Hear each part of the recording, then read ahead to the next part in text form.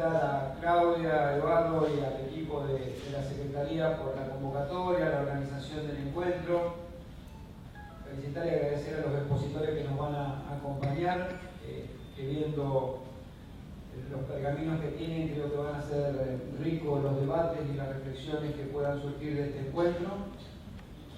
Y principalmente felicitar a las compañeras por este empuje que tienen, que cada vez son más y a veces tenemos que poner un límite porque no hay local que aguante, como para seguir haciendo este encuentro, que es el 11º encuentro ya. Cuando empezaba esto parecía que era una cosa que empezaba y se terminaba y éramos poquitos, y cada vez somos más y son más compañeras interiorizadas, involucradas, y si vienen es porque tienen esa sed de protagonismo necesaria que hace falta en cualquier organización y que hace falta en cualquier ser humano para dar todas las batallas, las luchas y todas las presencias que haya que dar.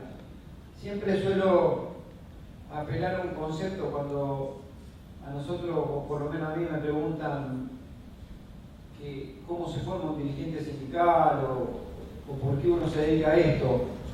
Y siempre digo lo mismo, que cuando uno tiene la capacidad de indignarse ante la injusticia, siempre va a tener un dirigente sindical adentro. Lo que hay que empezar a hacer es pulirlo como una piedra preciosa, como un diamante. Y cuando nosotros nos proponemos este tipo de actividades, precisamente pulir esa intención, esas ganas, ese llamado interior que tenemos a indignarnos ante la injusticia. Sé que estos encuentros abarcan principalmente la cuestión vinculada al género y que tiene que ver mucho con la formación y capacitación. Y también siempre digo que como secretario general de la Asociación Bancaria, a mí me corresponde hablar de todos los temas de los bancarios, no solamente de la cuestión de género. Por eso trato de aprovechar al máximo todas las tribunas, eventos o acontecimientos para hablar de lo que nos pasa a los bancarios en general. Yo simplemente quería decirles que estamos viviendo, la Argentina decidió tomar un cambio de rumbo durante el proceso electoral por el cual se eligió y se consagró un nuevo presidente de la nación. Y somos respetuosos de la voluntad popular. Ahora queremos también que cuando nuestros compatriotas decidieron elegir un cambio de rumbo político y de autoridades en la nación argentina, quizá en esa necesidad de cambio por agotamiento de un pensamiento, de una forma de conducir, quizás por errores también en la conducción, no sé si se meditó suficiente lo que se estaba votando del otro lado. El otro día, confesión de parte, relevo de pruebas, el ministro de Economía dijo: todo esto lo dijimos que lo íbamos a hacer cuando le dijeron del 600% aumento en los servicios públicos, cuando le dijeron el dólar a 15 pesos, la inflación a la contra, dijeron: todo esto lo dijimos que lo íbamos a hacer. Con lo cual, habida cuenta que tiene razón, más bien algunas cosas no las dijo y en otras mintió, pero en el grueso del trazado de la política económica dijeron lo que iban a hacer. Entonces, uno piensa que quizás, respetando esa voluntad popular, se decidió terminar con un proceso político por las razones que cualquiera podía tener y que las enumeré algunas de ellas, pero no se meditó en consecuencia de lo que iba a pasar respecto a quién iba a conducir los destinos de la nación. Este es el primer llamado a atención o punto de reflexión que yo quiero compartir. Y el segundo tiene que ver con la estafa del contrato electoral. Por eso yo les pido disculpas si no hablo de la cuestión de género, me parece que es una buena oportunidad para hablar de todos los temas. Y precisamente el pie de igualdad es eso, hablar de todos los temas y no circunscribirnos a uno. Digo esto de la defraudación del contrato electoral, porque también hubieron cosas que se dijeron, tanto en el debate presidencial, que fue histórico en la Argentina y que debe seguir repitiéndose, porque es donde queda registrado y grabado el pensamiento, la opinión y lo que piensan hacer los candidatos, o cuando mienten queden ilustrados y registrados para eso. Yo recuerdo que en ese debate electoral hay un momento donde a los dos candidatos que habían quedado en el balotaje, el presidente actual le dice: pero Daniel, ¿en qué te convirtieron? Nosotros no vamos a ajustar, nosotros no vamos a devaluar, nosotros no vamos a echar gente y nosotros vamos a seguir sosteniendo paritarias libres. Habida cuenta de lo que está pasando en la nación, la primera defraudación del contrato electoral tiene que ver con haber metido en ese debate, porque están ajustando, devaluaron el impacto sobre el bolsillo de los trabajadores y principalmente pretenden una paritaria con techo para que la variable de ajuste de este ajuste sean los trabajadores y no los sectores poderosos de la Argentina. La segunda gran estafa nos involucra en forma directa a la mayoría de los bancarios. En mi gobierno los trabajadores no pagarán impuesto a las ganancias. Hay 22.000 trabajadores más que pagan ganancias después del decreto del presidente Macri vinculado al tema de impuesto a las ganancias. Entonces, creo que este proceso electoral que permitió un cambio en la Argentina por un agotamiento de modelo, de forma de conducir o lo que fuera que legítimamente cualquier ciudadano o compatriota puede entenderlo, tiene que empezar a servirnos para hacer que los contratos electorales de quienes son candidatos sean cumplidos y si no sean castigados con la fiereza del voto y de la crítica. Porque decirle a la masa de trabajadores que paguen impuestos a las ganancias, que van a dejar de pagar y después decir, no, miren, en diciembre vamos a poner un tope de 30.000 pesos para los que pagan ganancias sobre el aguinaldo, cuando en realidad era 35.000 el año anterior, ya se incorporó gente. Cuando viene la supuesta derogación del impuesto a las ganancias, dicen, miren, no, va a ser 18.800 el mínimo no imponible, porque también hay algo que nosotros tenemos que saber, no es 30.000 pesos el mínimo no imponible, es 18.800 pesos. Se llega a 30.000 con las deducciones en aquellos casos que pueden tener deducciones. Es decir, la mentira vuelve a ser de vuelta que no deroga, y segundo, que aquellos que tienen o tenemos un beneficio es transitorio, porque con la próxima paritaria van a terminar pagando por encima de lo que venían pagando en el mes de diciembre de impuesto a las ganancias. Y ahora el impuesto al tabaco, que esto va a golpear en una forma muy directa sobre las jubilaciones. El impuesto al trabajo, que es del 21 y lo van a bajar al 7. Toda esa recaudación tiene una figura directa que es el ANSES. Va para pagar el sistema previsional argentino. Quiere decir que rápidamente el Estado argentino es un proceso de financiamiento feroz que va a culminar con una situación mucho más grave y crítica, que es, si el Estado tenía déficit, según el kirchnerismo era de 180.000 millones de pesos, según el macrismo era 300.000 millones de pesos el déficit anual. Ahora le agregamos todo este tipo de exenciones impositivas que hay, que es menos recaudación, y manteniendo un gasto constante que hay que mantenerlo porque está vinculado al gasto social, la mayor parte de ese gasto. Entonces, díganme cómo vamos a llegar a fin de año. La emisión de deuda que se ha votado en el Congreso hace pocos días, que es una claudicación del Parlamento argentino, que debió discutir desde otro ángulo su posición frente a los fondos buitres, es ni más ni menos que para pagarle a esos fondos especulativos. Pero más adelante, cuando llegue septiembre, no sé si septiembre, quizás antes, y la plata no alcance porque el déficit se arrastraba y porque no hay recaudación contra un gasto constante, va a tener que haber una segunda emisión de deuda. Y el primer punto es quién le presta a la Argentina para gasto corriente. Una cosa es que le presten para infraestructura y poder generar caminos, y poder generar oportunidades, y poder generar inversiones. Y otra cosa es que vos vayas al mundo a pedirle, prestame porque no me alcanza para pagar la luz. Más o menos traducido en términos domésticos sería eso. Y si nos prestaran, ¿bajo qué condiciones? Siempre hay dos condicionamientos. Uno, del origen del dinero que se presta. Y si viene de China o de cualquier país del mundo, le van a decir, bueno, pero levantame la importación de los productos de mi país para que vendan en tu país. Y la segunda imposición es cuando no podés pagar porque no vas a poder pagar y tenés que refinanciar la deuda. Te van a decir, bueno, ahora ¿sabes qué? Tenés que echar tantos empleos más de la administración pública, tenés que rebajar salarios y jubilaciones como pasó en el 2000, vas a tener que eliminar planes sociales. Ese es el segundo condicionamiento.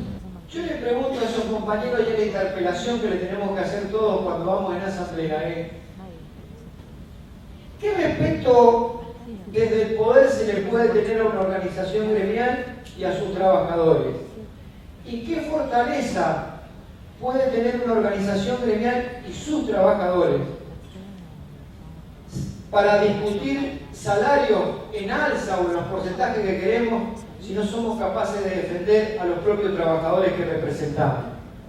¿Desde qué lugar vamos a ir a plantear, queremos el 35% de aumento salarial, si no podemos defender a los compañeros que echan sin causa de una institución financiera? ¿Desde qué lugar nos van a respetar si van a decir, pero para esto la cuestión es plata? Entonces démosle y hagámosle un pesito más, que se olvidan de esto y después echamos más trabajadores y lo que le demos de un pesito más lo recuperamos porque hay que nos alquilaban en las instituciones financieras. Por eso es vital. No es que uno lo anteponga porque sea un burro, un animal o un tosudo. Lo anteponemos por una cuestión filosófica. Con el empleo no se jode. El empleo es el sustento y la dignidad de cada uno de nosotros. Y segundo, porque es la fortaleza que le va a dar esta organización. Que revisen los despidos de los trabajadores echados sin causa para sentarnos a discutir una paritaria seria en términos de poder con el sector empresario.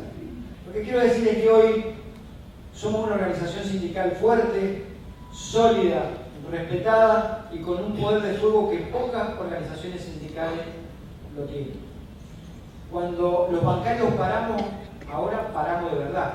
Cuando decimos que paramos, no levantamos los paros porque nos amagan a dar una solución. O nos dan solución para levantar una medida, o no la levantamos a una costa que vengan degollando con multa y sanciones por no acatar una conciliación obligatoria.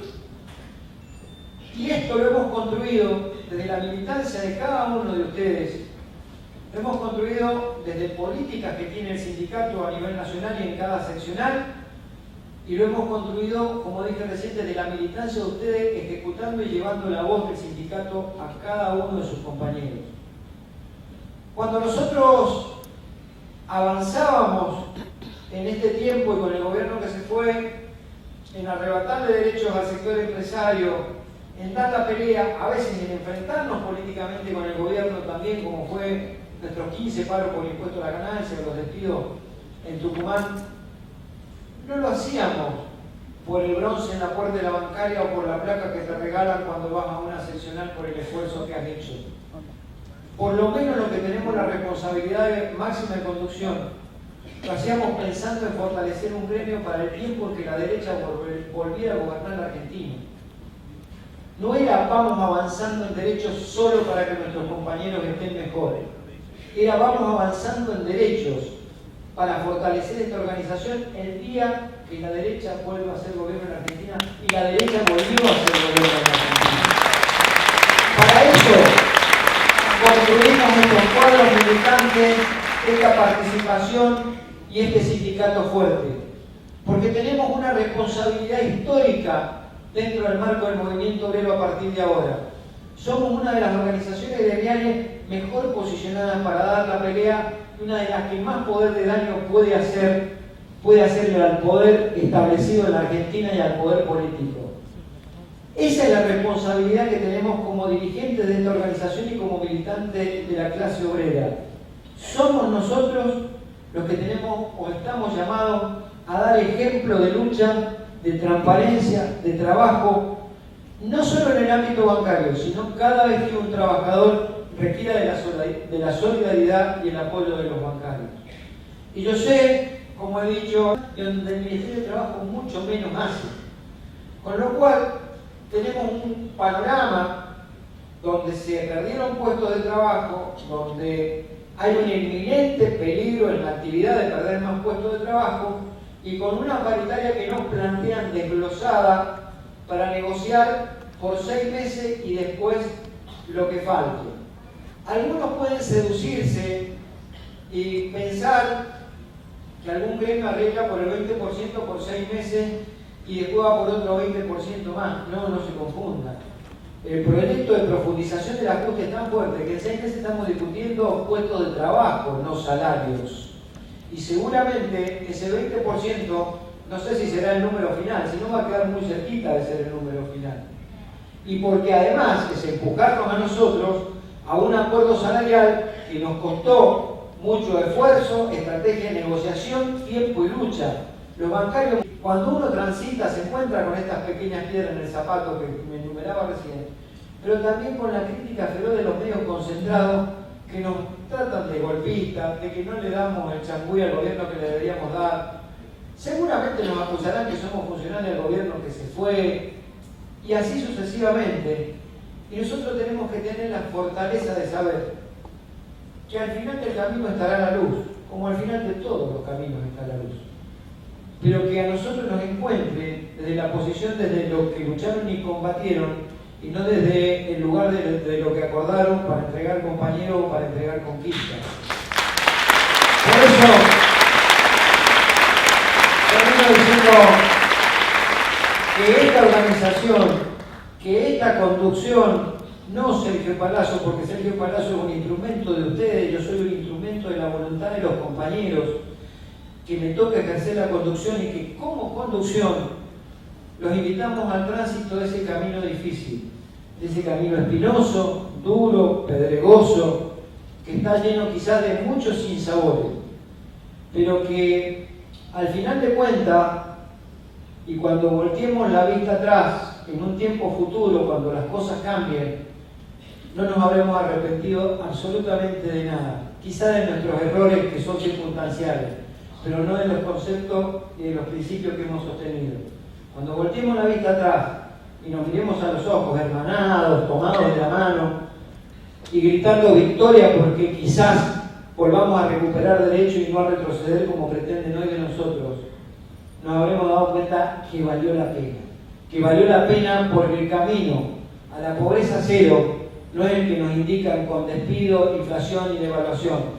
El camino a la pobreza cero son los trabajadores unidos por más, mejores derechos, mejores salarios y por un país donde sean respetados los ciudadanos argentinos, sea su origen el barrio humilde o la riqueza de los máquinas. Muchísimas gracias.